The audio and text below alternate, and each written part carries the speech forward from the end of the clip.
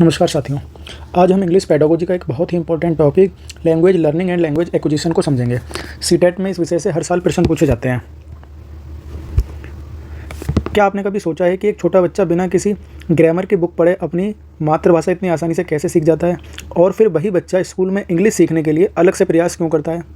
आज के लेक्चर में हम जानेंगे कि लैंग्वेज एक्विजिशन, जिसे कहते हैं भाषा अर्जन, और लैंग्वेज लर्निंग, भाषा अधिगम में क्या अंतर है, स्टीफन क्रेशन और नोम चॉम्स्की का इसमें क्या योगदान है। तो चलिए बिना समय गवाए शुरू करते हैं इस महत्वपूर्ण टॉपिक को और विस्तार से समझते हैं। आज के टॉपिक में हमें क्या क्या सीखना है। हमें सीखना है language acquisition, language learning, Noam Chomsky की नेटिविस्ट थ्योरी और स्टीफन क्रेशन का सेकेंड लैंग्वेज एक्विजिशन थ्योरी। तो चलिए समझते हैं। सबसे पहला हमारा टॉपिक है लैंग्वेज एक्विजिशन, अर्थात भाषा अर्जन। जब बच्चा अपने आसपास के वातावरण और परिवार से स्वाभाविक रूप से भाषा सीखता है बिना किसी फॉर्मल ट्रेनिंग के या व्याकरण के नियमों को जाने, तो उसे भाषा अर्जन कहते हैं। जैसे एक छोटा बच्चा अपनी मातृभाषा को बोलना सीख जाता है, इसके लिए ना तो वो कोई ग्रामर की बुक पढ़ता है, ना उसके लिए कोई फॉर्मल ट्रेनिंग होती है, ना वो स्कूल जाता है। स्कूल जाने से पहले ही वो भाषा को बोलना सीख लेता है। जो बिना किसी प्रयास के जब बच्चा अपनी फर्स्ट लैंग्वेज या मदर लैंग्वेज को बोलना सीख लेता है तो उसे कहते हैं लैंग्वेज एक्विजिशन। लैंग्वेज एक्विजिशन की कुछ विशेषताएँ। ये एक नेचुरल प्रोसेस है, इसके लिए किताब या स्कूल की ज़रूरत नहीं होती। एक सबकॉन्शियस प्रोसेस है, बच्चे को पता भी नहीं होता है वो भाषा सीख जाता है, बस दूसरों को सुनकर और खुद बोलकर। भाषा अर्जन हमेशा बच्चे की फर्स्ट लैंग्वेज होती है, मातृभाषा, और ये इनफॉर्मल होती है। इसमें ग्रामर के कोई रूल्स नहीं होते, उन पर ध्यान नहीं दिया जाता, बल्कि विचारों का आदान प्रदान पर फोकस होता है। तो लैंग्वेज एक्विजिशन की 4 इंपॉर्टेंट विशेषताएं हैं। ये नेचुरल प्रोसेस है, ये सबकॉन्शियस प्रोसेस है, यह मदर टंग में होता है, और दूसरा ये इनफॉर्मल प्रोसेस है। चलते हैं इसके बाद नेक्स्ट देखते हैं लैंग्वेज लर्निंग। लर्निंग का अर्थ होता है सीखना।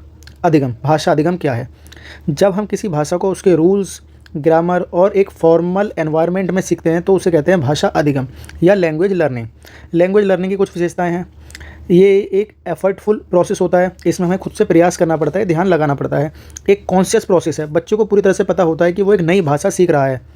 ये सेकंड लैंग्वेज पर अप्लाई होता है। आमतौर पर दूसरी भाषा या विदेशी भाषा सीखने के लिए अधिगम का सहारा लिया जाता है। ये एक फॉर्मल प्रोसेस है, इसमें टीचर, किताबें और ग्रामर के रूल्स बहुत ज़रूरी होते हैं। तो लैंग्वेज लर्निंग की जो विशेषताएं उन्हें एक बार दोबारा से देख लेते हैं। क्या है? ये एक एफर्टफुल प्रोसेस है, इसमें मेहनत लगती है। एक कॉन्शियस प्रोसेस है, कॉन्शियस प्रोसेस बच्चे को एक्टिव रहना होता है, ये सेकंड लैंग्वेज पर अप्लाई होता है। दूसरा ये एक फॉर्मल प्रोसेस है। अब एक जनरल व्यू ले लेते हैं इन दोनों में, लैंग्वेज लर्निंग और लैंग्वेज एक्विजिशन में क्या अंतर है। सबसे पहला है हमारा भाषा अर्जन और दूसरा है भाषा अधिगम। प्रक्रिया, ये कैसा प्रोसेस है? एक्विजिशन सबकॉन्शियस प्रोसेस है और लर्निंग कॉन्शियस प्रोसेस है। एनवायरनमेंट कैसा होता है? इसमें नेचुरल एनवायरनमेंट होता है, इसमें फॉर्मल एनवायरनमेंट ये क्लासरूम होता है। कौन सी भाषा एक्विजिशन तो मदर लैंग्वेज होती है, L1 या फर्स्ट लैंग्वेज, और लर्निंग होती है सेकंड लैंग्वेज। मेन पॉइंट क्या है इसमें? इसे कैसे सीखते हैं? इसे कम्युनिकेशन के जरिए सीखते हैं, और लर्निंग होती है ग्रामर, रूल्स और वोकेबलरी को याद करके। क्या एफर्ट किस में लगता है? एक्विजिशन में कोई एफर्ट नहीं लगता है, एफर्टलेसली बच्चा सीख जाता है, और लर्निंग में एफर्ट लगता है, प्रयास करना पड़ता है। चलिए अब देखते हैं नोम चॉम्स्की का भाषा विकास का सिद्धांत, जिसे हम नोम चॉम्स्की नेटिविस्ट थ्योरी भी कहते हैं। नोम चॉम्स्की एक अमेरिकी भाषाविद हैं। उनके सिद्धांत को जन्मजात सिद्धांत या इनेटिस्ट थ्योरी भी कहा जाता है। इसका मुख्य फोकस इस बात पर था कि बच्चा इतनी जल्दी और आसानी से भाषा कैसे सीख लेता है। दरअसल नोम चॉम्स्की का सिद्धांत जो है बच्चे की मदर लैंग्वेज पर अप्लाई होता है, कि बच्चा अपनी मदर लैंग्वेज को इतनी आसानी से और बिना किसी प्रयास के कैसे सीख लेता है। तो नोम चॉम्स्की इसके लिए कुछ महत्वपूर्ण बिंदु बताते हैं। जैसे नोम चॉम्स्की कहते हैं बच्चे में भाषा सीखने की एक जन्मजात क्षमता होती है, इनेट एबिलिटी होती है। नोम चॉम्स्की का मानना है बच्चे में भाषा सीखने की क्षमता जन्मजात होती है। मनुष्य का दिमाग जैविक रूप से भाषा सीखने के लिए प्रोग्राम्ड होता है। इसके लिए वो एक शब्द का यूज़ करते हैं, LAD, language acquisition device. Chomsky का कहना है कि हमारे दिमाग में एक काल्पनिक यंत्र होता है जिसे LAD या LED कहते हैं। यह LAD बच्चों को उसके वातावरण में भाषा को सुनने, ग्रहण करने और उसके नियम खुद बनाने में मदद करता है। देखिए LAD जो होता है शुरू के 5 सालों तक बहुत ज़्यादा सक्रिय होता है, इसलिए बच्चा अपने बचपन में आसानी से भाषा सीख लेता है। लेकिन जैसे जैसे बच्चा बड़ा होता है ये LAD कमज़ोर पड़ता जाता है और उसे नई भाषा सीखने में कठिनाई होती है। एक इनका और इम्पॉर्टेंट कंसेप्ट है यूनिवर्सल ग्रामर। चॉम्स्की के अनुसार दुनिया की सभी भाषाओं का एक मूल ढांचा, बेसिक स्ट्रक्चर समान होता है। बच्चे व्याकरण के नियम रटते नहीं हैं, बल्कि उनका दिमाग अपने आप व्याकरण के नियम बना लेता है। इसे जनरेटिव ग्रामर कहते हैं। देखिए अगर कभी भी शब्द आ रहा है यूनिवर्सल ग्रामर या जनरेटिव ग्रामर, उसका संबंध होगा नोम चॉम्स्की से। यूनिवर्सल ग्रामर शब्द का उपयोग करते हैं नोम चॉम्स्की। वो ये कहते हैं कि पूरी दुनिया में जितनी भी भाषाएं उनका मूल ढांचा एक ही है, और मूल ढांचा अर्थात उनकी ग्रामर यूनिवर्सल होती है। बच्चे जो हैं ग्रामर के रूल्स रटते नहीं हैं, वो अपने आप ग्रामर के नियम बना लेते हैं। इसके लिए वो शब्द उपयोग करते हैं जनरेटिव ग्रामर। चॉम्स्की, अगर प्रश्न में कहीं एलईडी, यूनिवर्सल ग्रामर, जन्मजात क्षमता या जनरेटिव ग्रामर जैसे शब्द दिखें तो उनका उत्तर होगा नोम चॉम्स्की। अब हम बात करते हैं स्टीफन क्रेशन का द्वितीय भाषा अर्जन सिद्धांत। Stephen Krashen second language acquisition theory. Stephen Krashen का सिद्धांत मुख्य रूप से ये बताता है कि हम दूसरी भाषा कैसे सीख सकते हैं। क्रेशन का मानना है कि बच्चा अपनी मातृभाषा स्वाभाविक रूप से सीख जाता है, वह अर्जन है। जैसे वो अपनी मातृभाषा को सीखता है वैसे ही वो दूसरी भाषा को भी सीख सकता है, उसे भी एक्वायर कर सकता है। इसके लिए क्रेशन ने 5 परिकल्पना या 5 हाइपोथेसिस दी हैं, इसमें से एक एक करके हम समझते हैं। पहली है अर्जन अधिगम परिकल्पना, एक्विजिशन लर्निंग हाइपोथेसिस। क्रेशन के अनुसार एक्विजिशन प्राकृतिक रूप से होता है, हमेशा अधिगम से बेहतर होता है। दूसरी भाषा के लिए अगर प्राकृतिक माहौल मिले तो उसे सीखा नहीं बल्कि अर्जित किया जा सकता है। जैसे कल्पना करिए एक बच्चे की मातृभाषा हिंदी है तो हिंदी तो वो अपने आप सीख जाएगा, उसके लिए अधिक प्रयास नहीं करना पड़ेगा। लेकिन अगर हम चाहते हैं कि दूसरी भाषा भी सीख ले तो उसको भी अर्जित कर सकता है, उसका भी एक्विजिशन कर सकता है। इसके लिए उसके आसपास माहौल ऐसा हो कि उसमें लोग इंग्लिश बोलें। अगर उसे ऐसा ही नेचुरल प्राकृतिक माहौल मिल जाए, जैसे उसके आसपास लोग हिंदी बोलते थे ऐसे ही इंग्लिश बोलने वाला उसे माहौल मिल जाए, वो तो सेकेंड लैंग्वेज भी अर्जित कर सकता है। ऐसा कहते हैं स्टीफन क्रेशन। अब दूसरी उनकी परिकल्पना है मॉनिटर हाइपोथेसिस।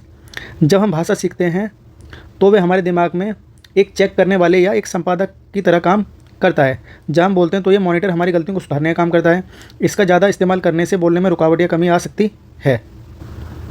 इसको हम आसान भाषा में समझे तो मॉनिटर हाइपोथेसिस कहता है कि जो ग्रामर रूल्स हम लर्निंग के माध्यम से सीखते हैं वो भाषा बनाने के काम नहीं करते बल्कि हमारी भाषा को जांचने का काम करते हैं।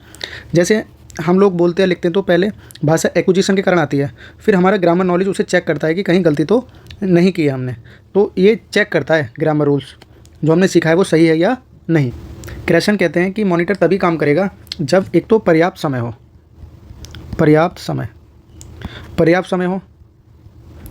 ग्रामर रूल्स का ज्ञान हो और करेक्टनेस पर ध्यान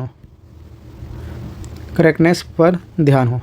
अगर ये तीनों चीज़ें होती हैं तभी जो है मॉनिटर हाइपोथेसिस काम करेगा, वरना नहीं करेगा। तीसरा जो स्टीफन क्रेशन का हाइपोथेसिस है द नेचुरल ऑर्डर हाइपोथेसिस। बच्चे व्याकरण के नियम एक निश्चित और प्राकृतिक क्रम में सीखते हैं। कुछ नियम वे पहले सीख जाते हैं और कुछ बाद में, इसे रटकर बदला नहीं जा सकता। चौथा है द कॉम्प्रिहेंसिबल इनपुट हाइपोथेसिस। इसको समझते हैं ये क्या होता है। ये होता है I+1 स्टीफन क्रेशन कहते हैं कि भाषा सीखने के लिए बच्चे को उसकी वर्तमान क्षमता से थोड़ा उच्च स्तर मिलना चाहिए। इसको वो I+1 कहकर पुकारते हैं, जहाँ पे I माने बच्चों का जो है वर्तमान का स्तर है कि वो अभी किस स्तर पे हो, और बच्चे को जो हमें सिखाना है अगला स्तर है 1। तो बच्चे को अगर भाषा सिखानी है तो उसे I+1 स्तर पर हमें रखना होगा। इससे बच्चे में भाषा का विकास बहुत तेज़ी से होता है। सबसे लास्ट वाला है द अफेक्टिव फ़िल्टर हाइपोथेसिस। यह बच्चे की भावनाओं से जुड़ा एक फ़िल्टर होता है जो सीखने में रुकावट डाल सकता है। यदि बच्चा डरा हुआ है, तनाव में है, घबराया हुआ है तो उसका अफेक्टिव फ़िल्टर बहुत हाई होगा और वह भाषा नहीं सीख पाएगा। एक डरे हुए बच्चे को हम कोई भाषा नहीं सिखा सकते हैं। डरे हुए बच्चे में क्या होता है, अफेक्टिव फ़िल्टर जो है बहुत ज़्यादा होता है। अफेक्टिव फ़िल्टर ज़्यादा होगा तो भाषा सीखेगा नहीं। अच्छी भाषा सीखने के लिए बच्चे खुश होना चाहिए, उसे मोटिवेटेड रहना चाहिए, उसे तनाव मुक्त होना चाहिए। तो साथियों, हमने आज लैंग्वेज एक्विजिशन और लैंग्वेज लर्निंग के बीच अंतर, उसकी विशेषताएं तथा सीटेट में किस तरह के सवाल पूछे जाते हैं ये जाना। याद रखिए, लैंग्वेज एक्विजिशन एक प्राकृतिक प्रक्रिया है, अवचेतन प्रक्रिया है। लैंग्वेज लर्निंग एक औपचारिक और सचेतन प्रक्रिया है। Thank you so much.